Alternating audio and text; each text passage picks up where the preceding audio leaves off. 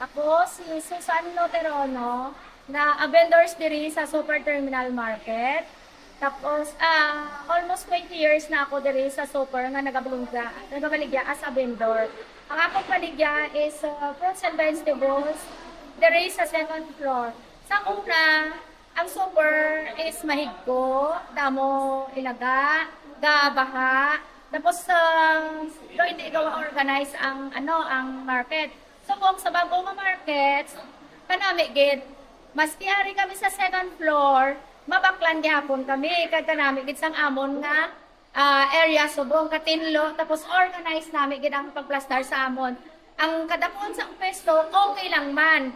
Makasulod man ang mga stocks namon pareho makasulod gid iko gid as long hindi ka lang magpasobra sa capacity sa imo nga stock sa imo nga stall kay makontrol mo gid ina magpasulod. Ang renta is barato lang. Ang amon nga nako nga stall is 365 pesos. Barato gid. Pwede gid maano sang tanan, mabayaran gid ng mga stall owner.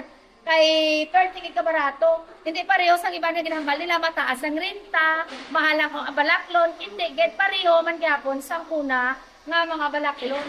Wala sang pagtaas, wala sang pagmahal sang renta, amo man gihapon. Gani, kadto kamo dire sa soft opening na amon buwas na gid. Kadto kamo dire kag magbakal dire sa new Super Terminal Market. Kag kadto kamo dire kay kanami gid sang mga baligya namon. Alos tanan nga balaklon yung ari na dire. Former City Mayor Jerry Pridinas, thank you gid sa paghatag sa amon sang bagong new Terminal Market. Kag kay Mayor Raisa Triñas Subong. Kay ginpadayon niya gid ang legacy ni Mayor Jerry Triñas. Thank you gid, salamat gid. Kami nga mga vendor sa Super Terminal Market, salamat gid sang dako kay naka-plastar na kami tanan diri sa maayo nga modernized nga market.